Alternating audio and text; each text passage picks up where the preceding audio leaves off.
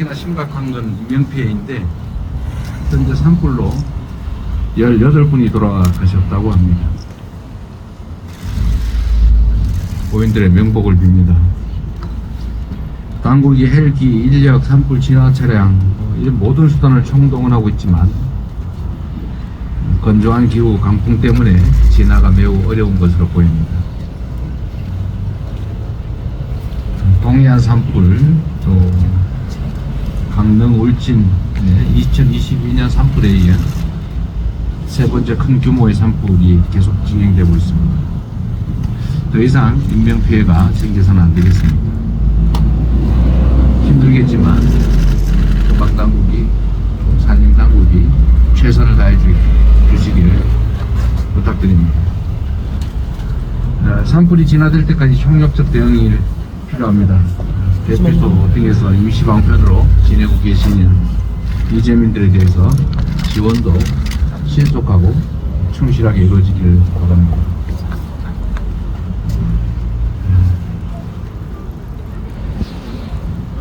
여야가 추경 편성을 합의한 지 벌써 일주일이 지났습니다. 우리 민주당이 수차례 촉구를 하고 있지만 여당은 언제나 그랬듯이 말로만 추경의 긴급성을 강조하면서 시간을 보내고 있습니다. 예산 편성권을 가진 정부는 무슨 가이드라인 핑계를 대면서 책임을 국회에 떠넘기고 있습니다. 이번 30일에 열리는 고위당정협의회에서는 꼭 실질적인 성과를 만들어내기 바랍니다. 어제 발표된 통계에 의하면 중산층의 여윳돈이 5년 만에 최저치를 기록했다고 합니다. 직급이 오르고 월급이 올라도 물가 이자 부담 때문에 각종 비용만 천정부지로 오르다 보니까 주머니가 지갑이 텅텅 비어가는 것입니다.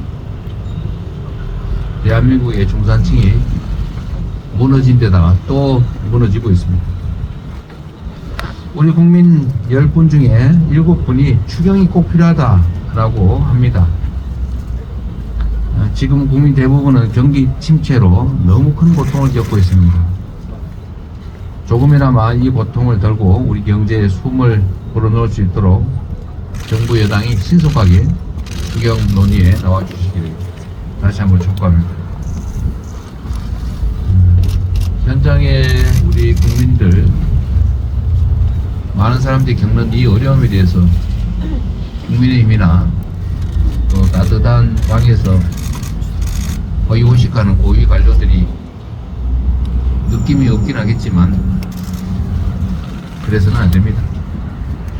조금만 더 관심 가지고 신경 써주시기를 재상 촉구합니다.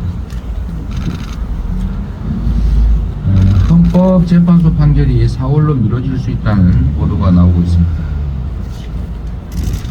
뭐 그리 어렵습니까? 도저히 이해가 되지 않습니다. 우리 국민들께서도 마찬가지일 겁니다. 그리 복잡한 사건도 아니지 않습니까?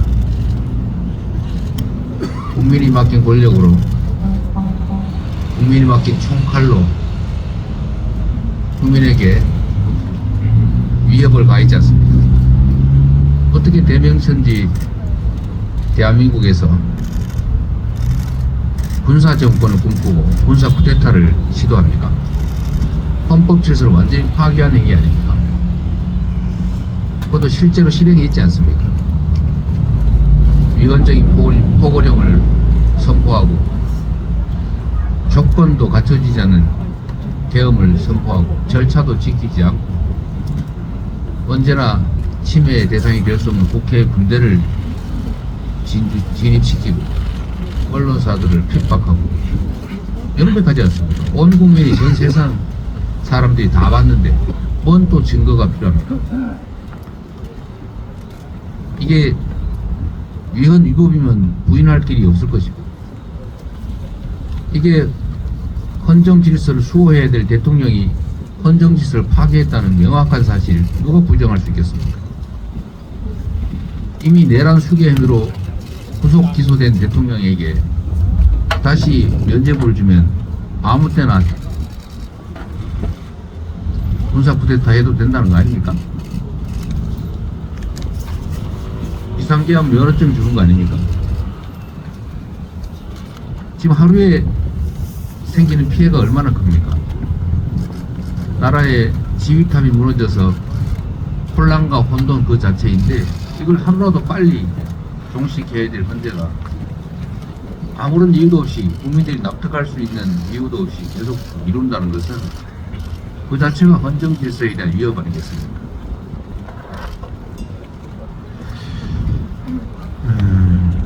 골드만삭스까지 우리 경제 성장률 예측치를 또 0.3% 하향했습니다. 경제가 어떻게 살겠습니까? 박근혜 탄핵 당시의 갈등 비용이 1740조 원이었다고 합니다. 그런데 윤석열 대통령의 이런 친위 쿠데타로 인해서 촉발된 갈등 비용은 2300조 원쯤 될 거라고 합니다. 저런 사람들이 생기지 않습니까? 국민들 사이에 왜 싸움 나게 만들고. 탄핵 심판 선고가 장기화되면 국가 신용 등급도 낮아질 수 있다는 분석도 나옵니다. 우리 더불어민주당 민주연구원이 개헌 100일의 대가 보고서라고 하는 책을 만들었습니다. 이런 내용인데 이거 한번 보시면 우리 국민들이 두고두고 갚아야 될 청구서가 빼곡하게 기록되어 있습니다. 몇 가지 말씀을 드려보면 작년 4분기 GDP가 6조 3천억 원이 증발했습니다. 가구당 한 50만 원 정도씩 갑자기 사라졌습니다. 자영업자가 20만 개가 추가 폐업을 했습니다. 20만 명이 직업을 잃었다는 거죠. 종업원까지 하면 더 많겠죠. 주식 시가총액이 144조 원이 날아갔습니다. 갑자기 내가 가진 주식 자산이 없어져 버린다. 코인 하락, 세수 결손, 신용 등급 비상 이런 건 따질 필요도 없죠. 생산, 소비, 투자 모두가 다 감소했습니다. 외환 보유액도 4,100억 달러 아래로 떨어졌습니다. 청년 일자리가 최대폭으로 감소했습니다.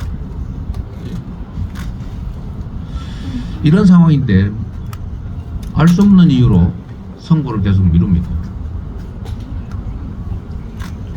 어느 쪽이든 빨리 결론을 내야 국정이 안정이 될 것입니다. 87일 만에 한덕수 총리가 복귀했습니다. 마은혁 헌법재판관, 마영주 대법관 빨리 임명하기 바랍니다. 이게 계모임에도 규칙이 있고 초등학교 학급에도 규칙이 있지 않습니까? 규칙을 어기면 제재를 해야 그 공동체가 유지가 됩니다.